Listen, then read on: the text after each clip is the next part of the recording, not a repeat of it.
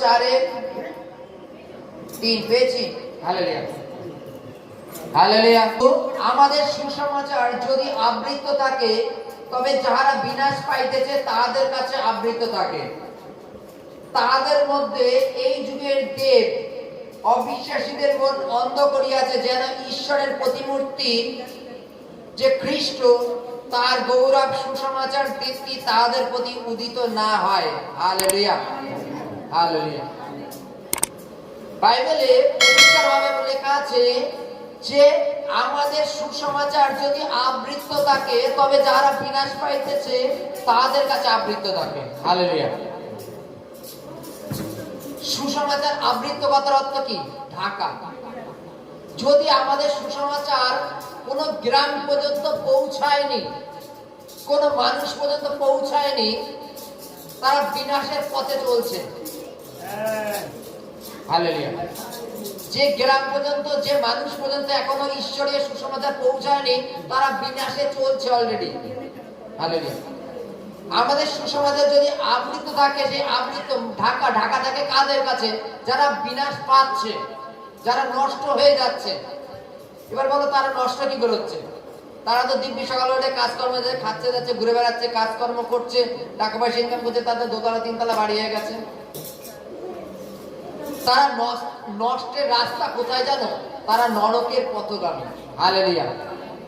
তারা নরকের পথগামী। আজকে তুমি ঈশ্বরীয় সুসমাচার শুনে, খ্রিস্টের সুসমাচার শুনে তুমি নিজেকে পরিবর্তন করার চেষ্টা করছো, নিজেকে পরিবর্তন করার চেষ্টা করছো যে আমাদের কিভাবে চলা উচিত। কিন্তু তারা সুসমাচার শুনে তাকে মন দেয়নি এবং তদানুসারে চলে না। তারা জানে যে গুরুজনরা বলেন যে পিতামাতাকে সমাদায় করিও, তারা বলে, তারা জানে কিন্তু যে পিতা ধর্ম পিতা কর্ম পিতাই পরম লাইন আছে, আমরা ছোটবেলায় পড়েছিলাম। যাই পিতা স্বর্গ পিতা ধর্ম, যাই হোক। আজকে তদানুসারে তারাও জানে, কিন্তু তদানুসারে কর্ম করে না। সেই কর্ম করার ভাবনা কখন আসে? যখন আমরা বাইবেলে জানি যে একজন আছেন যিনি নিরন্তর আমাদের নিরীক্ষণ করেন, যিনি আমাদের দেখেন, আমাদের প্রত্যেকের কর্ম অনুযায়ী ফল দেবেন, তখন আমাদের মধ্যে ভয় আসে। হালেলুয়া। এখনকার দিনের লোক গন্ডগোল অশান্তি, যে কোনো অফিস কলেজে গন্ডগোল করতে যাওয়ার আগে 100 বার ভাবে। জানো কেন? জানো? চারিদিকে সিসি ক্যামেরা লাগানো।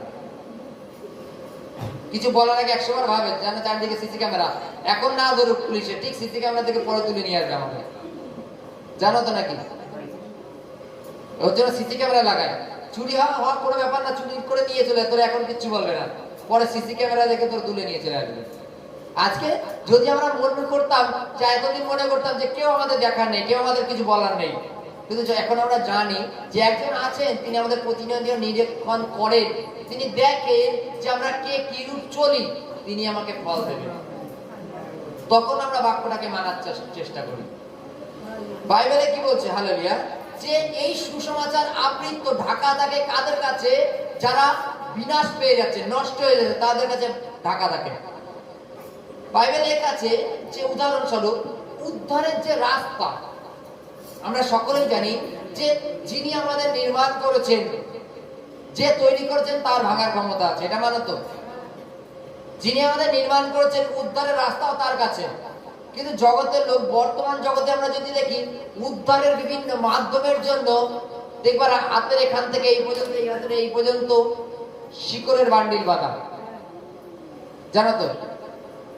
বিভিন্ন গাছের শিকড় পুকুর হাতে বেঁধে রেখে দেয়, বিভিন্ন তাবিজ কবজ লকেট তারা গলায় ঝুলায় ফেলে, যে এটাই হয়তো আমাদের উদ্ধার করতে পারবে। হালেলুয়া। বাইবেলে লেখা আছে যে এইভাবে উদ্ধার পাওয়া যায় না।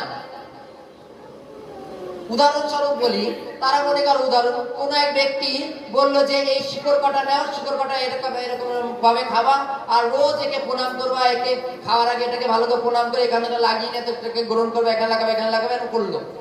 তাদের ভাবনা ঈশ্বরের থেকে সরিয়ে এনে সেই শিকড়ের উপরে দিয়ে দিল, যে সেই শিকড়ই তোমার সব, ওই ঈশ্বর কেউ না। এইবার যাদের ভাবনা ঈশ্বরের থেকে সরে এসে এই শিকড়ের পরে পুরোপুরি হয়ে গেছে, তারা অলরেডি বিনাশের সন্তান হয়ে গেছে। কেননা আমাদের মাথার উপরে একজন আছেন, তাকে তারা ভুলিয়ে ফেলায়। ওটা বলে কিছু হয় না, এই শিকড়টাই সব। হালেলুয়া। বাইবেলে কি বলছে যে এই যুগের দেব অন্ধ করে দিয়েছে মানুষকে। ঈশ্বরের প্রতিমূর্তি যে খ্রিস্ট, এটা লোকটা জানতেই দেয় না। যীশু খ্রিস্ট যে উদ্ধারকর্তা হিসেবে জগতে এসেছেন, আর যে কেউ তার উপরে বিশ্বাস করে সে স্বর্গরাজ্যের অধিকারী হবে, এটা লোকটা জানতেই দেয় না, বুঝতেই দেয় না। যখন কোন এক ব্যক্তিকে আমরা বোঝাই যে জগতে এইভাবে পাপ করো না, কেননা এই পাপের বেতন মৃত্যু আছে, তখন সেই ব্যক্তিরা আমাদের উল্টো বুঝায় দেয় মাঝে মাঝে যে পৃথিবীটাই স্বর্গ, পৃথিবীটাই নরক। বুঝায় না অনেকে, বলে এইটাই নরক, এইটাই স্বর্গ। মানে গরিব লোক একটা দুটো অন্যায় করলো, পুড়িয়ে ধরে নিয়ে গেল, দেখো নরকের শাস্তি। আর বড় লোকরা তার থেকে বড় বড় অন্যায় করে টাকা দিয়ে মুখ ঢেকে দিলে চলো স্বর্গে। তাই তো নাকি? তারা আমাদের বুঝায় দেয় যে এই পৃথিবীতেই স্বর্গ, এই পৃথিবীতেই নরক। হালেলুয়া। কিন্তু এটা নয়। বাইবেলে লেখা আছে এই যুগের দেব অন্ধ করেছে এই কারণে যে খ্রিস্টের প্রতিমূর্তি যে খ্রিস্ট, ঈশ্বর প্রতিমূর্তি যে খ্রিস্ট, সেটা জগতের লোকরা জানতেই দেয় না, বুঝতেই দেয় না যে উদ্ধার একমাত্র যীশু খ্রিস্টের মধ্যে আছে। হালেলুয়া।